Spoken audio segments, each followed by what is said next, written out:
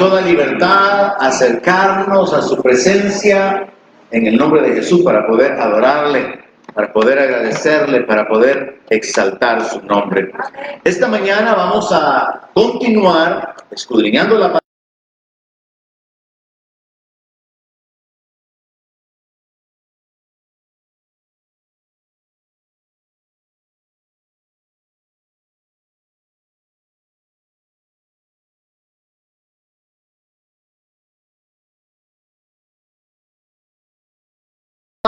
Y está ahí de alguna manera haciendo el ánimo, sino que la iglesia son los que al final resultan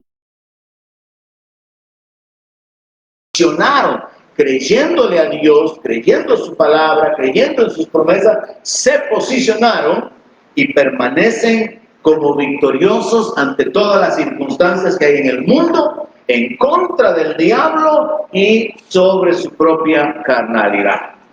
A manera de recapitulación sobre lo que compartí en la sesión pasada, yo mencioné que vencer al mundo es menospreciarlo. Sé que hay algo mejor que el mundo, el reino de Dios. Y entonces el materialismo no me atrapa.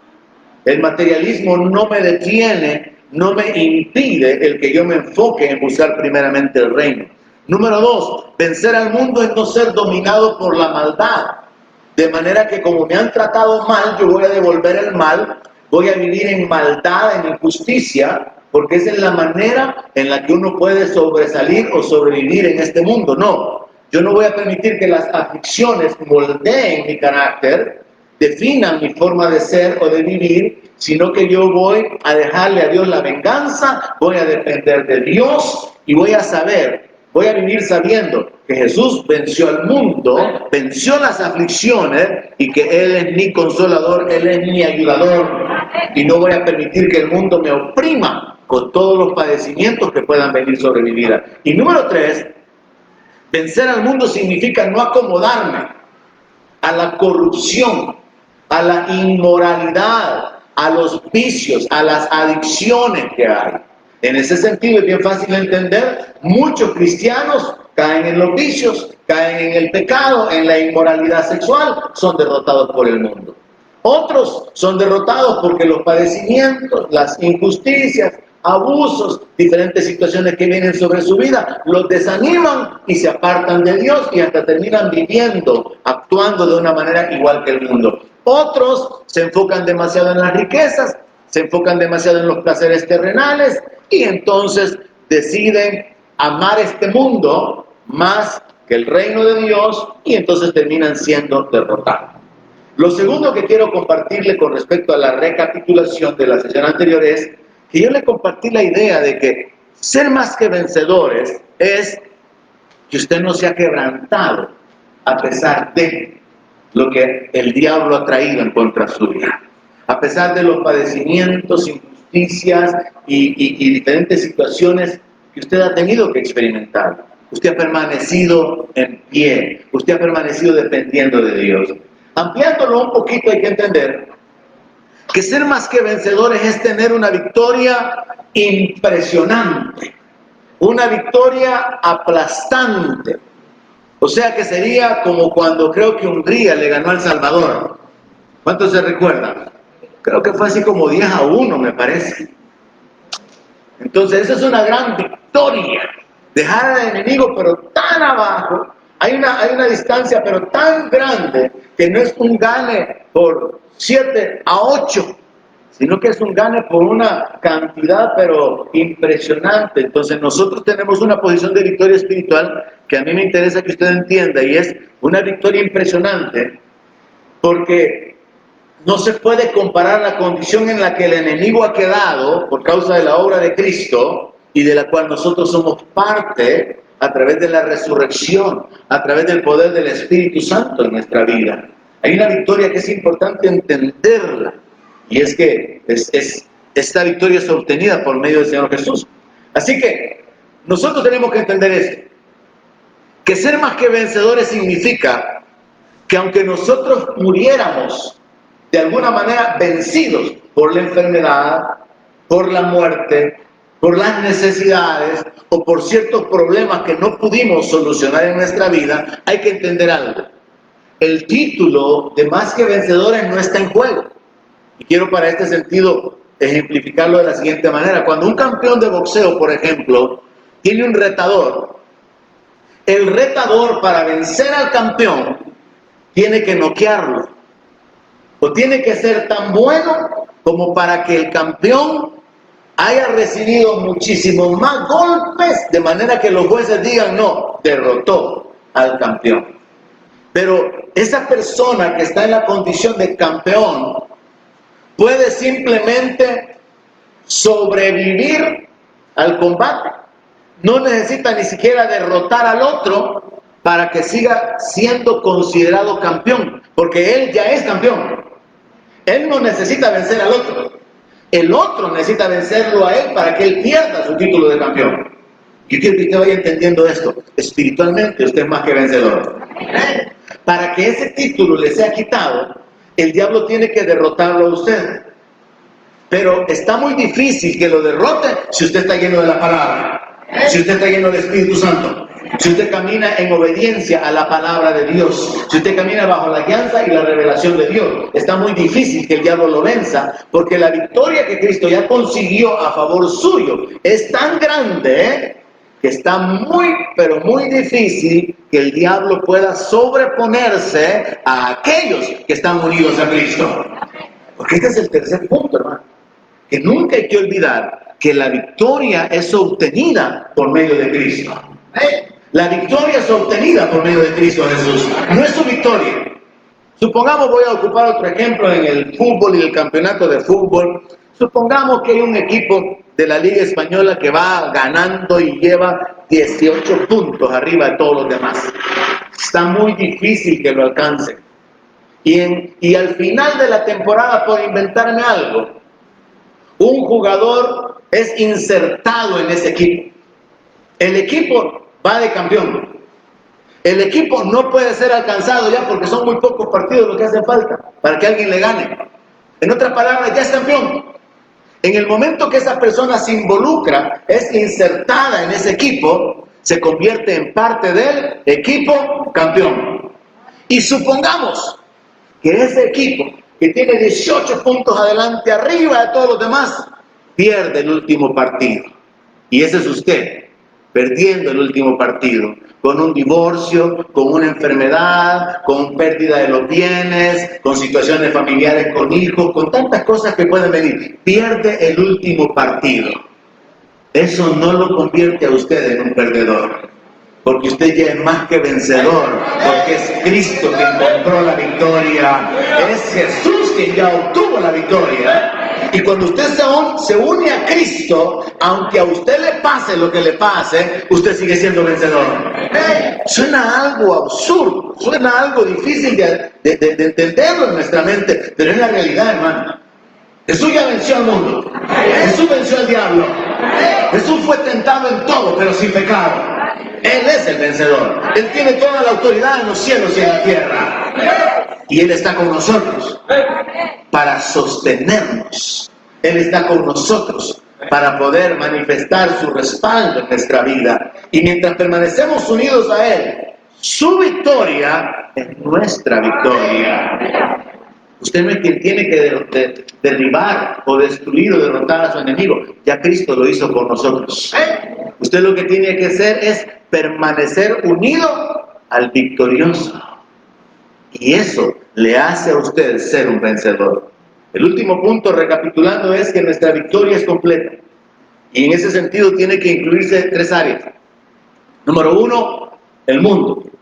Nuestra victoria sobre el mundo es la fe. Creemos lo que Dios dice en su palabra, creemos las promesas de Dios, creemos en la voluntad de Dios revelada para nuestra vida, y nuestra fe nos permite vencer todo lo que el mundo nos ofrezca o todas las aflicciones que podamos experimentar en el mundo. Nuestra victoria sobre el diablo, y la palabra de Dios nos muestra que la victoria sobre el diablo, y vamos a detenernos en esto, es por medio de la sangre de Jesús y por medio de la palabra de Dios. Y finalmente nuestra victoria sobre nuestra carnalidad, nuestras pasiones. Cuando un creyente dice, es que no puedo dejar de hacer esto, es que no puedo, sí, nosotros no podemos, pero en Cristo que nos fortalece, sí podemos. Homosexuales han sido cambiados, alcohólicos han sido transformados, adictos han sido liberados, pero es por el poder del Espíritu Santo, es por el poder de Dios en la vida del ser humano. Entonces hay victoria sobre el mundo, sobre el diablo y sobre nuestra carnalidad. ¿Cómo? Por medio de la fe, por medio de la sangre de Jesús, por medio de la palabra de Dios y por el Espíritu Santo que está en nosotros. Así que parte 2, vamos a la victoria sobre el maligno. Primera de Juan, capítulo 2, verso 14, dice así: les he escrito a ustedes, padres, porque han conocido al que es desde el principio. Les he escrito a ustedes, jóvenes, porque son fuertes. Y la palabra de Dios permanece en ustedes y han vencido al maligno. Entienda esto, hermano. La victoria sobre el maligno es por medio de la palabra de Dios. Por eso es que el diablo va a tratar de que usted no se alimente de la palabra, no se llene de la palabra, no entienda la palabra, o va a tratar de robarle la palabra.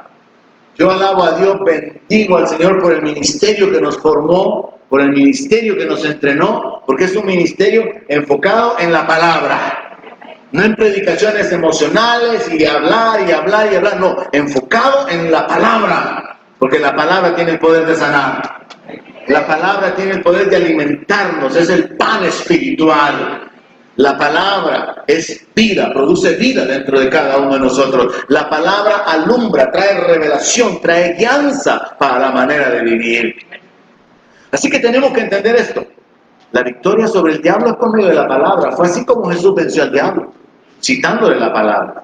Ahora, el diablo puede citar la palabra, aplicarla mal, pero un creyente que está lleno de la palabra va a saber desechar las interpretaciones erróneas.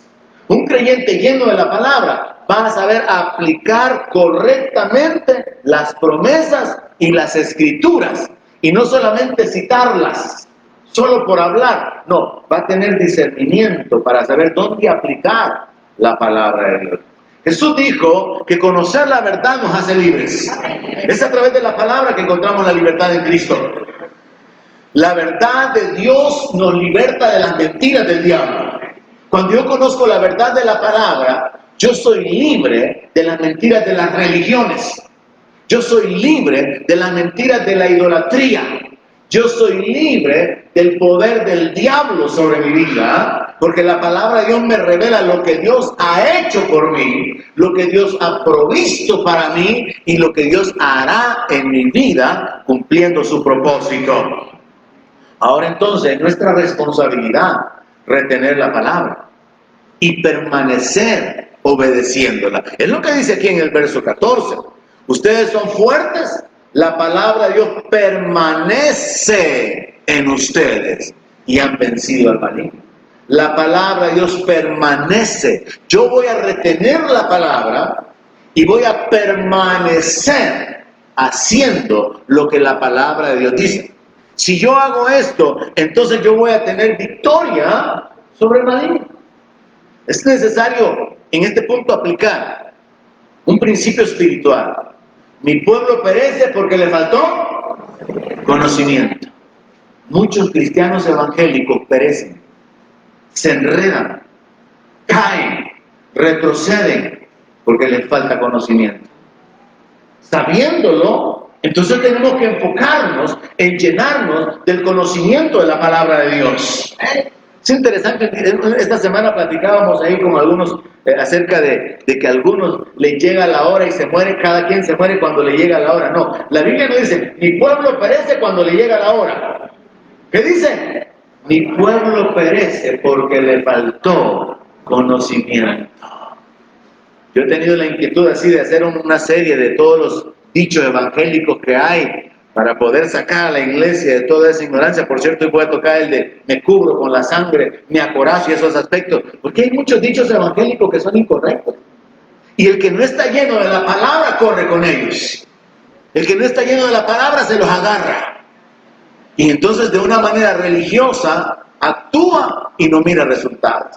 Así que entendamos que la victoria sobre el diablo es por medio de la palabra. Apocalipsis 12, verso 10 lo confirma. Dice que se pueden alegrar los cielos y la tierra, pero hay un ay sobre la tierra, sobre los cielos, pero hay un ay sobre la tierra, porque el diablo ha sido lanzado fuera, el acusador de nuestros hermanos, el que los acusaba delante de nuestro Dios día y noche.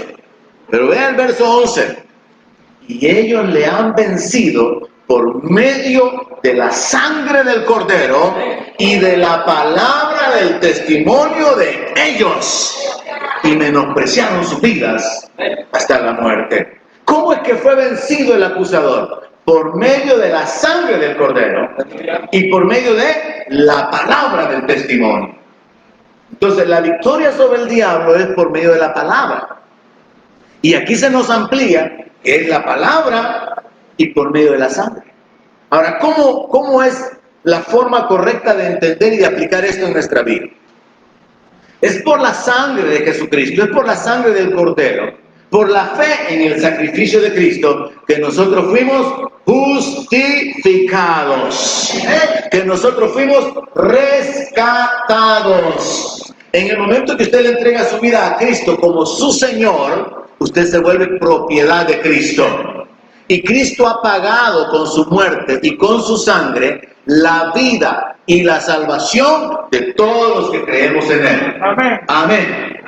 Entonces la sangre nos habla de justificación, de rescate. Por eso Pedro dice que fuimos rescatados no con cosas preciosas, como oro ni plata, sino con la sangre preciosa de Jesucristo.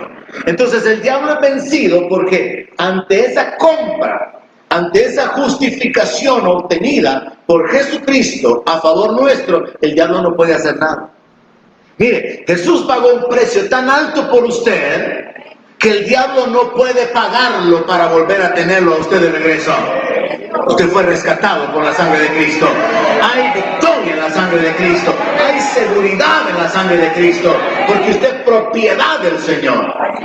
Entienda esto, no es solamente que Jesús es su Señor, sino que el Señor dice que usted es suyo. Usted es propiedad de Él. Y por eso el Señor Jesucristo dijo que las ovejas estaban en la mano del Padre y nadie podía arrebatarlas de ahí.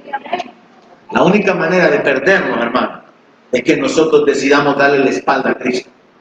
Si usted decide caer en los vicios, en el pecado, si usted decide no caminar en fe, si usted decide menospreciar la sangre de Cristo, dejar de creer, ahí sí ya no se puede hacer nada. Pero el diablo no tiene el poder de dominarlo, de volverlo a obtener. Por eso es que el diablo tiene que tentarlo para que usted voluntariamente se aleje, para que usted sea confundido y se aparte de la palabra, para que usted se enrede en los negocios del mundo y su condición sea peor que la de antes. Yo he conocido cristianos que después de que cayeron, hicieron cosas que no hacían antes de que fueran cristianos. Y ahí se cumple la palabra de aquellos que, habiendo conocido la palabra y volviendo atrás, dice que su postrer estado viene a ser peor, literalmente, hermano. Muchos cristianos se enredaron en el pecado, hasta que terminaron más mal de cómo ellos vivían antes de que conocieran a Cristo. Y eso es triste. Pero no fue el diablo de una manera directa, sino la persona decidiendo no permanecer en fe, no permanecer en obediencia, no permanecer en temor, porque al final el diablo ya fue derrotado. El diablo no puede derrotar a un creyente que permanece en el temor de Dios, que permanece en la fe, que permanece en la obediencia a la palabra y utilizando el recurso del poder del Espíritu Santo que le ha sido dada.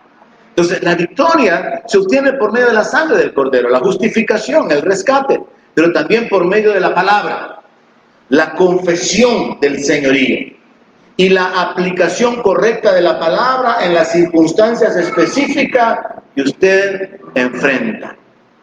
En este contexto de Apocalipsis 12, tenemos que entender que en la corte celestial, delante de Dios, que es el juez, se presenta el diablo, que es el acusador, y nosotros somos los acusados.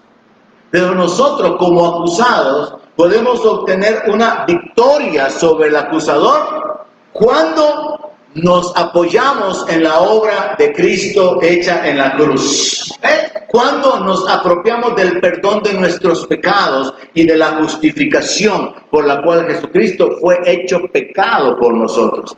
Porque el que no conoció pecado, por nosotros fue hecho pecado. Para que nosotros, pecadores, fuéramos hechos la justicia de Dios en Cristo Jesús. Así que el diablo puede venir y acusarnos delante del Padre. Pero si nosotros hemos sido justificados, entonces el Hijo, que es el abogado, dice, pero ya fue justificado, Padre. Y entonces el diablo no puede prevalecer en cuanto a la acusación, porque unidos a Cristo hemos sido perdonados. Ahora, la victoria por la palabra es algo importante en lo cual tenemos que detenernos. Y aquí la importancia, hermanos, de conocer la palabra. La bendición de saber usar la palabra apropiada y de entender que hay autoridad en la palabra de Dios. Y aquí es donde se requiere de una manera muy personal, muy individual, que usted de veras anhele llenarse de la palabra de Dios, para que sepa cuál es la palabra de Dios que se aplica a las circunstancias que usted está viviendo ahorita.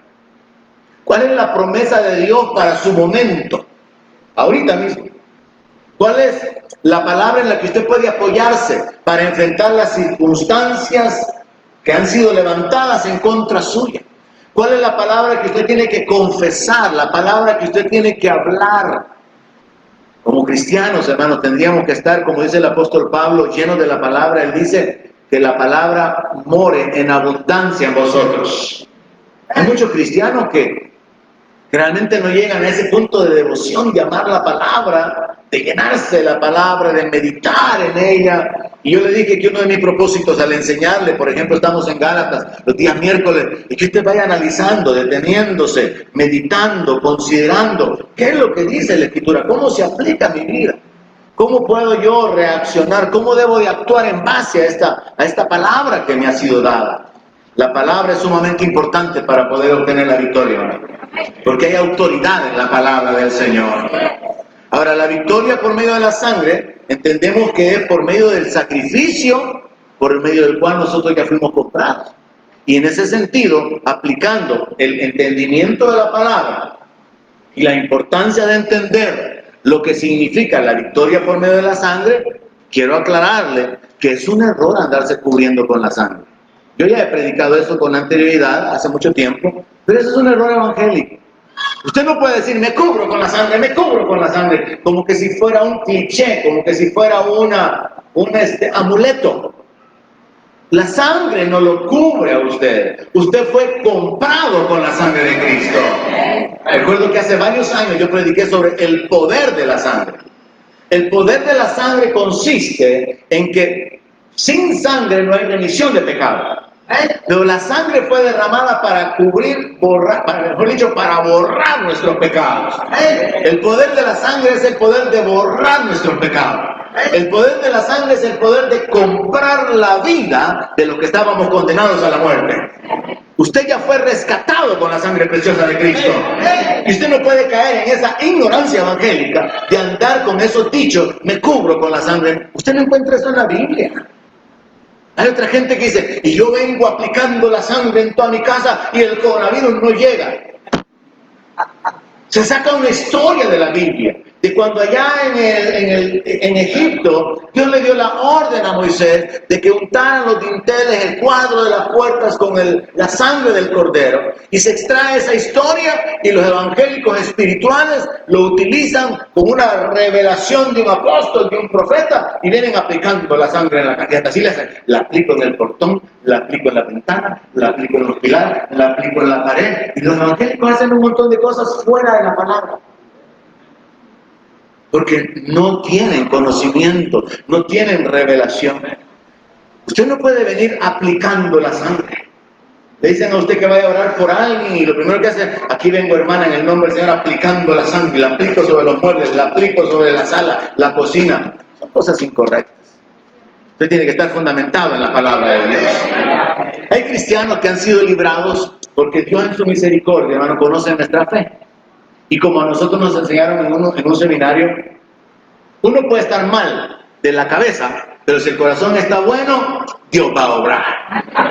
Y es así que Dios obra por nuestra fe en el corazón, aunque hablemos cosas malas. Por ejemplo, la sangre de Cristo tiene poder. Y usted dice eso cuando ve a una persona que siente que lo está persiguiendo y que viene en contra suya. Y usted cierra los ojos, se da la vuelta, la sangre de Cristo tiene poder, la sangre de Cristo. Y Dios sabe que lo que usted está haciendo en ese momento es escondiéndose. Y usted está teniendo fe en la protección. Pero realmente, bíblicamente, no es correcto que usted ande ahí diciendo que se cubre con la sangre, que aplica la sangre o que la sangre de Cristo tiene poder. Dios en su misericordia, hermano, obra porque conoce nuestro corazón, nuestra dependencia, pero bíblicamente no es correcto. O sea, la declaración no es aplicable, no tiene sentido. Es como cuando la gente dice, y yo me acorazo. O si no, la gente que ora por usted, y usted puede identificar ahí a un cristiano que anda un poquito desviado en la palabra, cuando quizás ora por usted, un compañero de trabajo, algún vecino, alguien, y mientras está orando dice cosas como esta: y Padre, yo vengo acorazando a mi hermano. ¿Y quién le ha dado autoridad para andar acorazando a otro? Primero. Segundo, ¿y quién le ha dicho que con decirlo lo está acorazando? Tercero, ¿y cuál es la coraza? Porque aquí lo que hay que entender es que esa es la armadura de Dios, y cada uno de nosotros se viste de la armadura de Dios. Pero vestirse de la armadura no es decir, ahora me visto con la armadura. No, es caminar predicando el Evangelio, es estar seguros de nuestra salvación, es mantener en nuestro cuerpo la coraza de la justicia. Es tener en nuestras manos la espada de la palabra de Dios. No es que yo me acorazo. Yo le conté hace tiempo a este hermano que me testificaba, pastor, me decía, yo nomás me levanto, me siento en la cama y digo, Padre, ahora me pongo la armadura. Y me levanto y extiendo las manos, me decía, y yo siento como que me pongo la coraza, me pongo el casco, me pongo la chancleta, me pongo el cinturón, y así voy a la vida a enfrentar. Es que no es una cosa de imaginación ni de confesión de la palabra, es de actos. Usted no tiene el cinturón del Evangelio si no está predicando el Evangelio. Usted no tiene el casco de la salvación si no está seguro de su salvación. Entonces hay que entender que no es un asunto de hablar. Hay ocasiones en que la palabra del testimonio nuestro va a derrotar al enemigo. Pero hay ocasiones en las que lo que hablamos no tiene sentido. Y ahí es donde un creyente lleno de la palabra tiene el discernimiento para poder separar las cosas. Hay cosas importantes que en la palabra se revelan, cosas profundas en las que alguien que llega a amar la palabra se deleita, se detiene en ella. Por ejemplo, mire, Colosenses 2:14. Esto es poderoso, hermano. Porque cuando yo veo a Dios obrando en nuestra vida, como dice la Escritura, Dios no hace acepción de personas. ¿Y qué significa eso? Que a Dios no le interesa nuestra condición para poder ofrecernos su misericordia, su gracia, su poder, su amor, su favor sobre nuestra vida. Dios puede libertar tanto a un hombre intelectual y moralmente ejemplar, como obrar en la vida de alguien que cayó en las adicciones, su vida es una desgracia, es una miseria, como obrar en la vida de alguien que cayó en una vida inmoral, de corrupción, de depravación, porque Dios tiene el poder de hacer nueva criatura a aquel que está en Cristo Jesús. Y en ese sentido, independientemente de nuestro pasado, independientemente de nuestra condición, y lo vemos en la palabra, Dios llamó a hombres adúlteros, Dios llamó a hombres homicidas, Dios usó personas con un mal pasado, Dios usó a un tramposo como Jacob, a un mentiroso como Abraham, a un adúltero y asesino como David, pero Dios tiene el poder de cambiar el corazón del hombre, Y en ese sentido, un verdadero creyente tiene que aprender a vivir la victoria de la justificación, entendiendo esto. Dice que Cristo anuló el acta de los decretos que había contra nosotros, que nos era contraria, quitándola de en medio y clavándola en la cruz. ¿Qué significa eso, hermano? Significa que cuando nosotros venimos a Cristo, no importa si hubo un pasado de homosexualidad, no importa si hubo un pasado de abortos, no importa si hubo un pasado de asesinato. ¿Cuánto creen lo que estoy diciendo? Porque es lo que la palabra dice, hermano. No importa cuál fue el pasado. ¿Por qué? Porque Cristo anuló el acta de los decretos. Es como que toda acusación en contra suya fue anulada.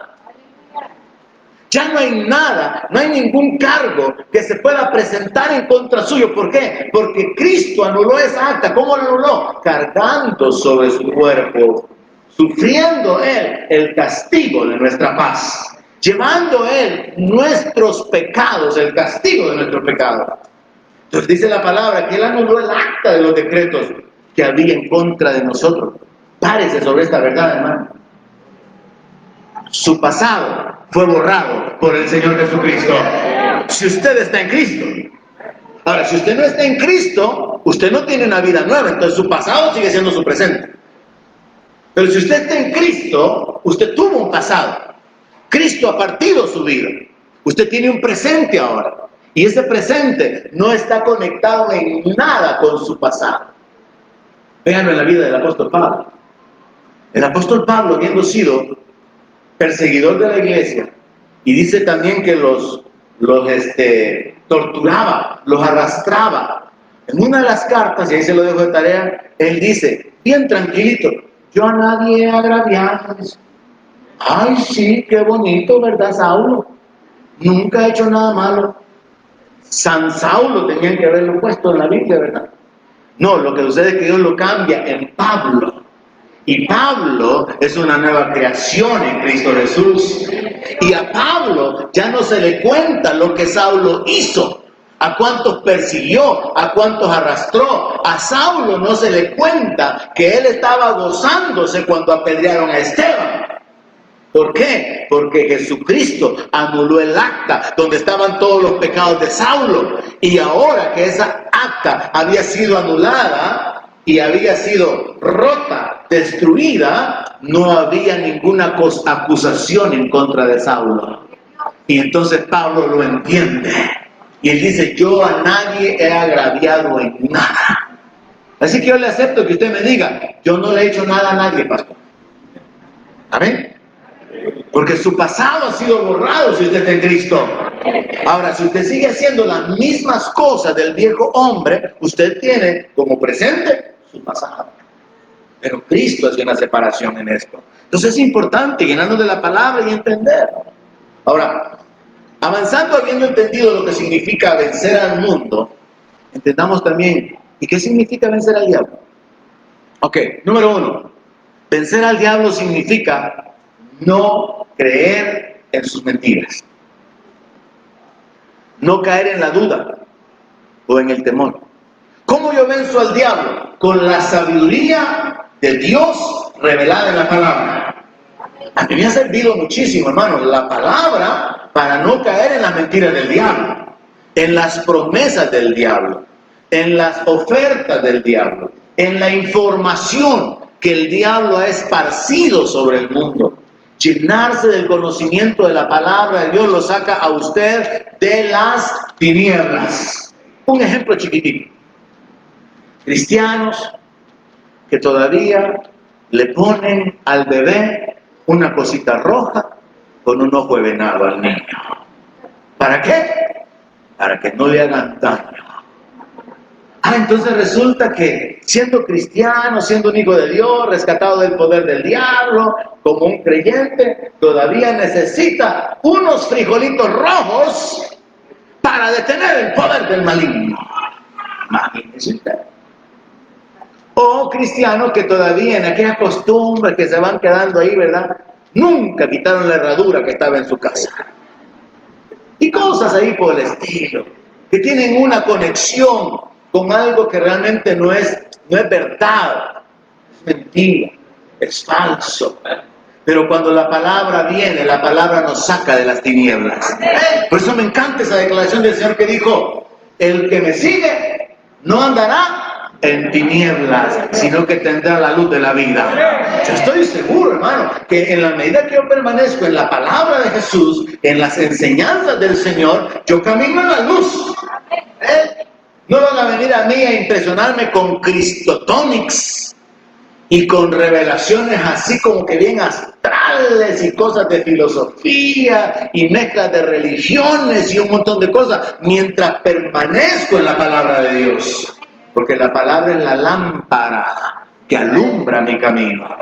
Entonces, ¿qué significa vencer al diablo? Que yo no voy a creer sus mentiras, que yo no voy a caer en la duda o en el temor. ¿Qué más significa vencer al diablo? No voy a caer en sus trampas o en sus maquinaciones, porque tengo el poder del Espíritu de Dios en mi vida para no caer en sus trampas. Número 3, significa no vivir dominado por su poder. Hay creyentes que dicen, no, es que quiera que a mí me da una gran cosa, así que yo siento que me quieren matar, siento que me andan persiguiendo. Usted tiene espíritu de poder, no de cobardía. Amén. Es mayor el que está en usted que el que está en el mundo. Son más los que están a favor suyo que los que están en contra. Si estoy hablando con cristianos. Para los inconversos, no. Los inconversos no están incluidos en esto porque no es mayor el que está en ellos. Porque no está en ellos el Dios Todopoderoso. No están a favor de ellos las 2/3 partes de los ángeles que se quedaron con Dios, que es el principio sobre el cual se establece esa verdad. Son más los que están contra nosotros, porque cuando el diablo se rebeló y causó esa rebelión en el cielo, 1/3 parte de ángeles le siguió. ¿Qué significa eso? Que quedaron 2/3 partes con Dios. Así que son más los que están con nosotros. Y el poderoso Dios está por nosotros. Pero muchas veces se nos olvida. Se nos olvida que tenemos autoridad. Entonces, ¿cómo yo puedo vencer al diablo? Por medio de la sabiduría que recibo de la palabra, por medio del poder que tengo por el Espíritu Santo y por medio de la autoridad que tengo en el nombre de Jesús. Lamentablemente, la mayor parte de cristianos no crecen lo suficiente como para poder posicionarse en esto. Y aquí es bien importante, mis hermanos, entender lo siguiente. Miren, probablemente usted a estas alturas ya está consciente de que somos parte de una lucha espiritual. ¿Amén? ¿Cuántos ya leyeron Efesios 6? No tenemos lucha contra sangre y carne, sino contra principados y potestades. Okay. Tenemos una lucha, somos parte de una lucha. Pero en esa batalla, en realidad sucede algo como cuando hay guerra en algunas naciones. Y entonces las Naciones Unidas se involucran para poder apoyar el gobierno que está actuando en la justicia o defender los derechos de una nación en particular. Se obtiene la victoria y la nación agresora se tiene que retirar, pero la nación que estaba siendo dominada, pero que obtuvo la victoria, es respaldada por la ONU. Y esto es lo que hacen normalmente, es que envían un ejército de ocupación. Ese ejército no está ahí para obtener la victoria ya se obtuvo. Está ahí para mantener la paz, está ahí para mantener la seguridad de esa nación, está ahí para retener la libertad que han obtenido. Los famosos cascos azules. Entonces los cascos azules son enviados a una nación por seguridad, para mantener el ambiente de seguridad, de paz, y que ya no haya agresión de nuevo de la nación que fue expulsada o del gobierno que estaba atacándolos. Entonces nosotros tenemos que entender, hermano, que algo similar sucede en el plano espiritual. Jesús ya venció al diablo. Jesús ya venció al mundo. Él tiene las llaves del infierno y de la muerte. Toda la potestad le corresponde a Él en los cielos y en la tierra. Él tiene la victoria en todo. Nosotros no la vamos a conseguir. Nosotros como iglesia somos como ese ejército de ocupación que al estar sobre la tierra podemos levantarnos para poder ser de bendición, alcanzando a otros, libertando a otros, porque hay una victoria que ya fue alcanzada y la primera tarea nuestra es retenerla.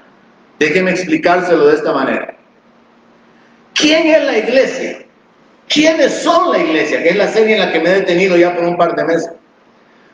En el conflicto espiritual, la iglesia somos los rehenes que hemos sido rescatados. ¿Cuántos han leído en la palabra de Dios que Él nos rescató de mano del más fuerte que nosotros? Somos los que Dios ha rescatado del poder del diablo. Entonces, la iglesia somos los rehenes que hemos sido rescatados. Pero antes éramos cautivos. Yo creo que todos entendemos eso, ¿verdad? Éramos cautivos del pecado. Éramos cautivos de la muerte. Éramos esclavos del diablo. Estábamos sometidos. Pero eso éramos. Ahora, ¿quién es la iglesia? La iglesia ahora, por causa del nuevo nacimiento, por causa del Espíritu Santo dado a nosotros, es como ese ejército de resistencia del cual estaba hablando, los cascos azules de la ONU. Nosotros, que antes éramos rehenes, que éramos cautivos, ahora somos un ejército. Yo quiero que usted entienda esto. Usted no es un pobre pecador perdonado. Usted es parte del ejército de Dios. Por eso Pablo le dice a Timoteo, sufre penalidades. Por eso Pablo le dice a la iglesia que hay que vestirse de la armadura. Usted no puede vivir este mundo, hermano, con un concepto tan corto, tan pobre de sí mismo, sin el entendimiento de su identidad, de que usted es parte del ejército de Dios. Es por esa razón que el Señor nos ha dado armas espirituales. Y dice que son poderosas para la destrucción de fortalezas. El diablo va a tratar de que usted crea que esas armas solo son para los pastores, para los predicadores, para los ministros, para los que están llamados a los ministerios. Pero no, esas armas son para todos los creyentes. La armadura de Dios es para todos los creyentes. Entonces usted es parte de un ejército. Usted era parte de los cautivos antes. Yo era parte de los esclavos del diablo antes. Pero ahora somos parte de un ejército de resistencia. No tenemos que conseguir la victoria ya la consiguió Cristo para nosotros. Pero nosotros nos encargamos de mantenernos en esa posición por medio de las armas espirituales como la palabra, la alabanza, la confesión, el nombre de Jesús. Usted debería estar diciendo amén, amén, gloria a Dios, porque esas son las armas espirituales que Dios nos ha dado.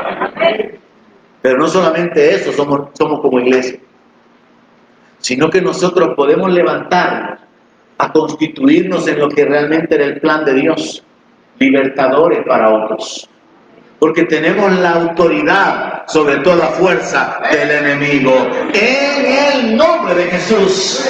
Entonces yo quiero que entiendan esto en el plano espiritual, hermano, porque hay demasiados cristianos arrastrando los pies, luchando contra todo lo que el infierno les está lanzando, luchando y padeciendo por todas las circunstancias que el enemigo trae en contra suya, la familia, vecinos, enemigos, enfermedad y tanta cosa, que viven su vida como con una mentalidad de que no, aquí estamos, hermano, aguantando para la gloria de Dios. Quiera que yo no quiero seguir adelante, pero aquí estamos, hermano, para adelante. Porque esa era la mentalidad de los judíos, como está escrito en Romanos 8. Por causa tuya somos contados como ovejas de matadero. ¿Y qué tal, hermano? Aquí sufriendo para la gloria de Dios, para romper, que a veces no hay ni para la comida, ¿verdad? Pero bendito sea el Señor. ¿Y qué tal, hermana? Aquí con esta mi enfermedad, mire, bendito el Señor, ¿verdad? Hay demasiados cristianos mentalizados en cuanto a la derrota, en cuanto a la calamidad, porque no reconocen cuál es su identidad.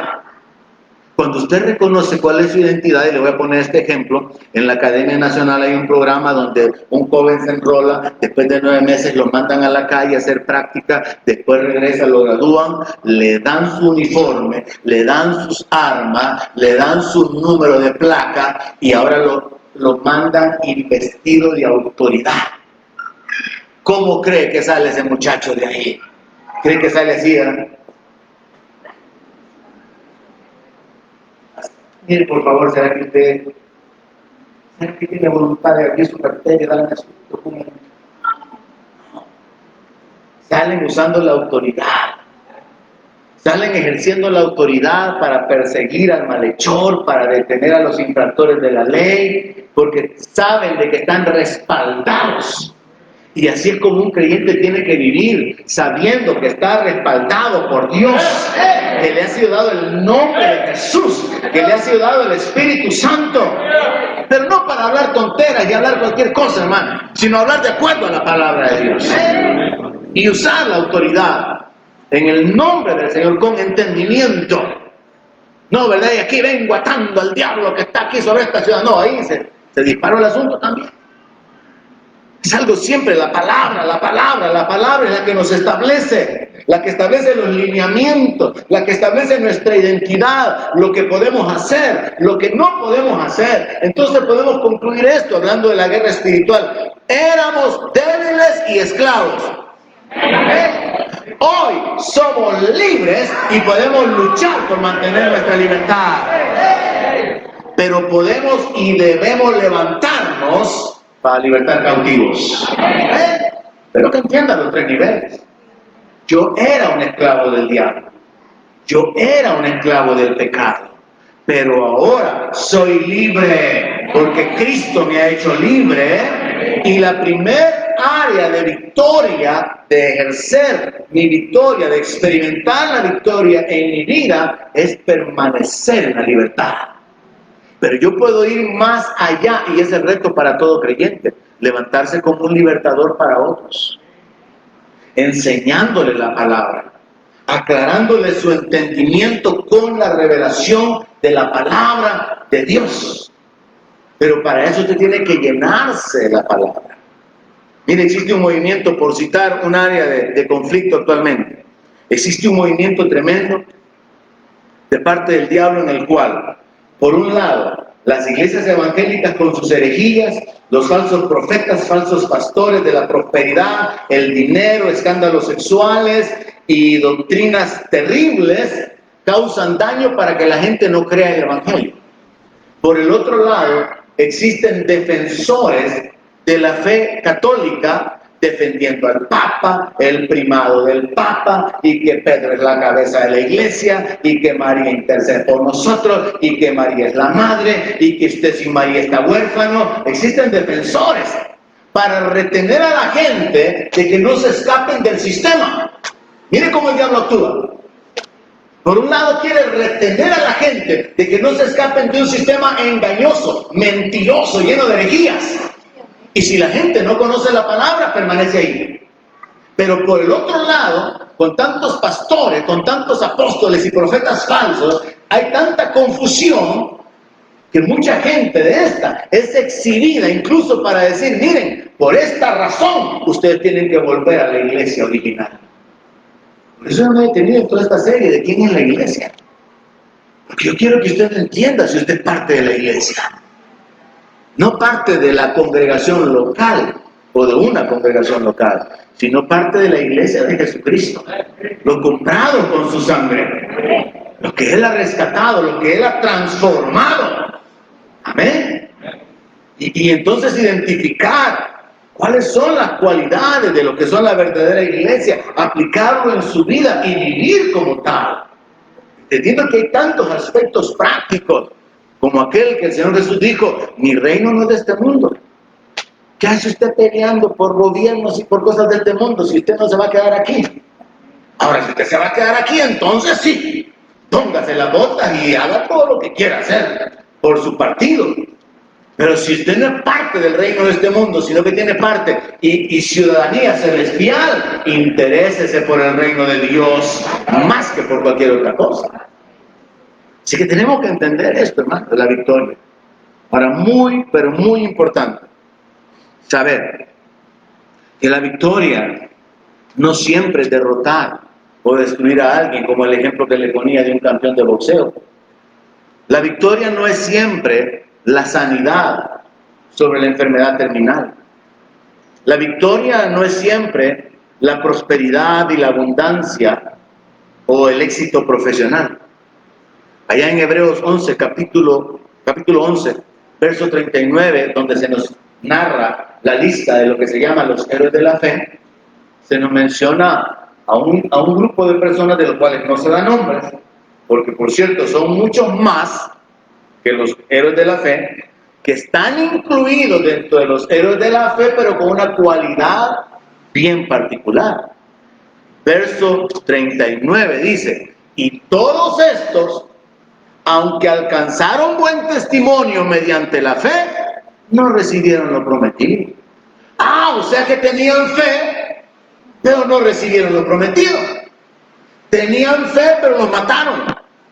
Tenían fe, pero perdieron todo lo material. Tenían fe, pero los metieron a la cárcel. Tenían fe, y ahí está listado, que fueron aserrados, que anduvieron huyendo en cuevas, escondiéndose en cuevas, que el mundo no era digno de ellos. Y se nos da una descripción de gente que padeció por causa de la fe. Entonces, miren, cuando usted lee la palabra y no medita en ella, aquí da la idea de que estos son unos perdedores. Porque aunque alcanzaron buen testimonio, no recibieron lo prometido.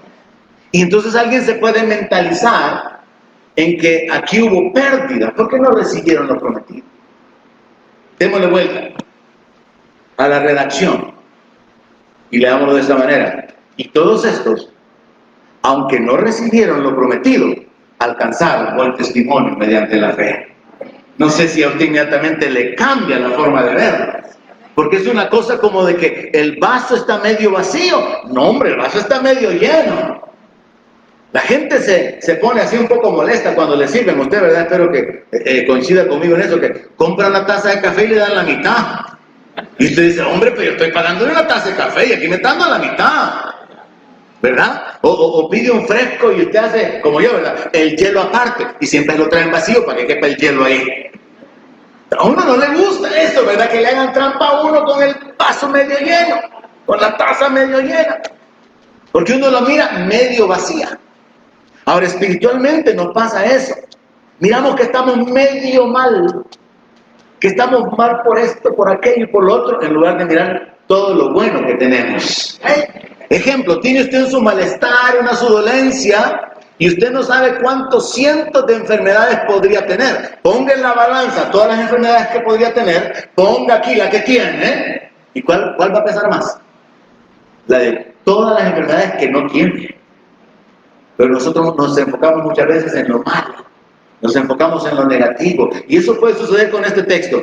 No alcanzaron, no recibieron lo prometido, pero alcanzaron buen testimonio, o sea que agradaron a Dios. Y la declaración o la explicación está en el verso 36, dice que experimentaron vituperios, azotes, prisiones, cárceles, fueron apedreados, aserrados, puestos a prueba, muertos a filo de espada, anduvieron de acá para allá, cubiertos de pieles de ovejas y de cabras, pobres, angustiados, maltratados. El mundo no era digno de ellos. No alcanzaron lo prometido. ¿Por qué cree que se vestían de pieles de ovejas y de cabras? Porque no tenían la libertad para poder conseguir ropa. Había tanta necesidad, andaban huyendo, estaban siendo perseguidos, que lo que hacían era ponerse un cuero. ¿Se imagina usted haber venido ahora como Picapiedra? Vestido con un su cuerito ahí de un chivito, que hace años su abuelo mató y viene ahí cubriendo, hasta tapándose ahí con el cuerito. Ellos andaban cubiertos de pieles de ovejas y de cabras, pobres, angustiados, maltratados. No alcanzaron lo prometido, pero alcanzaron un buen testimonio delante de Dios. ¿Qué quiero decirle con esto?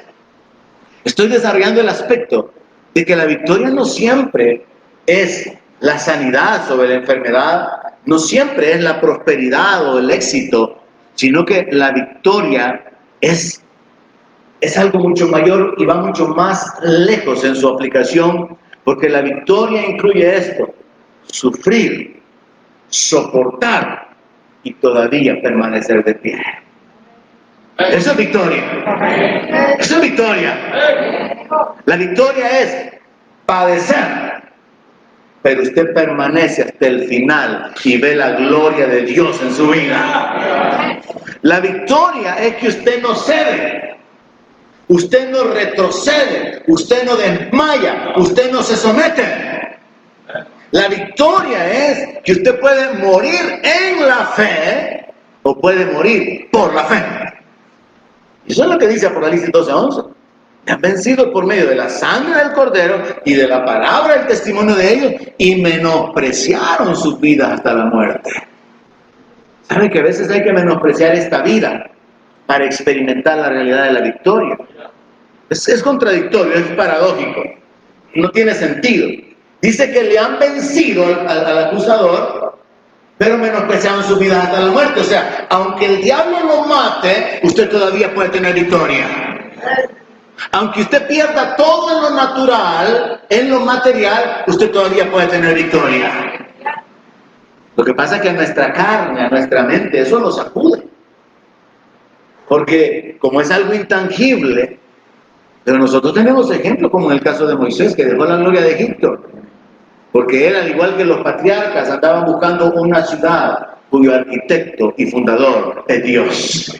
Y él tenía la mirada puesta en el galardón. Moisés sabía cuál era su herencia, la gloria, la riqueza, la posición de la cual él iba a disfrutar siendo considerado hijo de la hija de Faraón. Pero él menospreció a Egipto, dándonos un gran ejemplo a nosotros, ¿no? Menospreciar el mundo. Porque hay algo mucho más glorioso y mejor, y es la gloria delante del Dios de los cielos. Es la herencia reservada para nosotros. Y no importa si aquí lo perdemos todo, incluso la vida, todavía podemos ser vencedores en Cristo.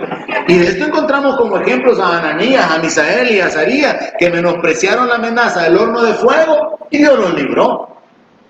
De Daniel, que sabiendo el edicto del rey de que durante 30 días nadie tenía que hacerle petición a nadie más, sino solamente al rey. Pero Daniel, bajo amenaza, oraba 3 veces al día.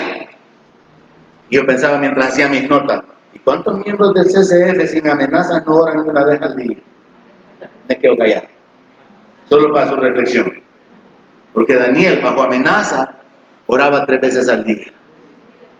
¿Y usted cuántas veces ora y no hay amenaza sobre usted? ¿Qué es lo que está exponiendo? ¿Dónde está el carácter? ¿Dónde está esa valentía? Entonces podemos ir entendiendo, hermano, que la victoria en una guerra es destruir al ejército enemigo. La victoria en una carrera es llegar un segundo antes. La victoria en una pelea es derribar al contrincante y dejarlo molido. Ya no se levanta. La victoria, como le mencionaba en la parte final de la exposición de la parte 1, de un conejo con respecto al zorro, es escaparse. La victoria de un abogado es librar a su cliente de las acusaciones que fueron presentadas. O podría ser incluso obtener una indemnización. Vea, la victoria tiene diferentes maneras de manifestarse. La victoria de un campeón es simplemente permanecer de pie y aguantó los 12 rounds y aguantó y le dieron y sí, él dio, le dieron, igual que usted con el diablo le da y el diablo le da y usted le da una y el diablo le da y el diablo le da y el diablo y usted le da una y el diablo le da y el diablo le da y usted le da una y el diablo le da y el diablo le da y el diablo le da y el diablo le da y usted le da una media. Y al final usted termina, pero arrastrando los pies, espiritualmente hablando. Pero usted todavía es más que vencedor en Cristo. Porque la victoria de Cristo, el diablo no puede cambiar. La victoria, hermano, sobre la muerte es la resurrección. Por eso es que Dios no tiene problema con la muerte. A nosotros nos puede doler. A nosotros nos puede hacer falta la persona, el cónyuge, el hijo. El luto debe de ser terrible. Yo nunca lo he experimentado, pero me imagino debe de ser terrible. Pero muchos creyentes han muerto y el conflicto que viene a la mente es ¿y por qué Dios no hizo algo para librarlo? ¿Y por qué Dios lo permitió? ¿Y por qué Dios? Y aquí viene la duda. Cuando en realidad, ¿qué es lo que dice la palabra? Estimada es a Jehová la muerte de sus santos. ¿Qué más dice la palabra? Muere el justo y no hay quien piense que de delante de la aflicción es quitado. Dios es perfecto. Y Dios tiene todo bajo su control. Y aún sobre la muerte, Él tiene la victoria. Y la victoria se llama resurrección. La victoria sobre los padecimientos cristianos es la recompensa. Pedro dice de que para Dios es justo pagar a los que atribulan a la iglesia, pero consolar a los que padecieron tribulación por causa del nombre. La victoria sobre las discapacidades, hermano, es la restauración en gloria. Por eso la palabra dice que los oídos de los sordos se van a abrir, que los ojos de los ciegos se van a abrir, que el cojo va a saltar, porque viene el tiempo de la restauración de todas las cosas. Así que al final, hermano, la victoria del creyente, la victoria de un cristiano, es permanecer unido a Cristo. Cuando usted permanece unido a Cristo, usted puede experimentar la victoria sobre el mundo, usted puede experimentar la victoria sobre el diablo, sobre los demonios y la victoria sobre su carnalidad. ¿Qué necesita usted para vencer sus pasiones? La inclinación a las adicciones, para vencer el pecado, la concupiscencia. Usted necesita el poder del Espíritu Santo, la presencia del Espíritu Santo en usted. ¿Qué necesita usted para vencer al diablo? Usar el nombre de Jesús. Entender que a usted le ha sido dada autoridad en el nombre de Jesús. Caminar en fe en el nombre, sabiendo que usted está revestido de Cristo, porque eso dice la palabra. ¿Y qué necesita usted para vencer al mundo? La fe en las promesas de Dios, en la obra de Dios a favor suyo, en la revelación de Dios. Entonces, como cristiano, bíblicamente, espiritualmente, Dios nos coloca en una posición de más que vencedores. Amén. A nosotros nos corresponde creerle a Dios, colocarnos en esa posición y saber que somos más que vencedores, porque la victoria de Cristo sobre el diablo fue aplastante, fue definitiva, fue irrevocable. La muerte jamás va a vencer la resurrección. Amén. El poder de Dios jamás va a ser derrotado por el poder del diablo. Entonces ubíquese. No caiga en las mentiras del diablo. No ceda a sus pasiones. No le dé lugar al diablo. No alimente sus pasiones juveniles. Sino camine en el poder del Espíritu Santo. Camine en la autoridad del nombre de Jesús. Camine en la revelación de la palabra de Dios. No se olvide de esto. La victoria es por medio de Cristo. Porque es su victoria. No es la suya, hermano. 1 Corintios 15:57 dice: mas gracias sean dadas a Dios. Alguien diga gracias a Dios, que nos da la victoria por medio de nuestro Señor Jesucristo. No es por su gran esfuerzo, hermano, ni su gran habilidad, gran compromiso y devoción. Es por medio de Cristo. Fe en la victoria que Él obtuvo lo hace a usted victorioso. Y 2 Corintios capítulo 2 verso 14 dice: mas a Dios gracias, el cual nos lleva siempre, diga siempre conmigo, siempre. Mas a Dios gracias, el cual nos lleva siempre en triunfo en Cristo Jesús. Y por medio de nosotros manifiesta en todo lugar el olor de su conocimiento. Esta escritura me emocionó a mí, poderosa. Por causa del tiempo, tengo que concluir, pero yo realmente quedé impactado por esta escritura. Porque mire, es a través de la palabra que nosotros podemos ver en el mundo espiritual. Llegar a entender la realidad del mundo que no vemos. Por la palabra, uno puede mirar las cosas invisibles, moverse y actuar en base a la revelación de la palabra y experimentar la realidad de ese mundo que para los ojos naturales está escondido. Hay una nueva versión de la Biblia muy poderosa, excelente, que se llama traducción La Pasión, TPT, está en inglés, pero es excelente en cuanto a la profundidad que tiene de poder extraer las ideas. Y mire ahí cómo se traduce ya al español. Dios siempre hace su gracia visible en Cristo, el cual nos incluye como participantes de su último desfile triunfal. Estoy leyendo el mismo texto de 2 Corintios 2:14, donde dice que a Dios le han dado la gracia que nos lleva siempre en triunfo en Cristo Jesús. Ahora, ¿qué dice? Dios siempre hace su gracia visible en Cristo. ¿Cuántos dicen amén a eso?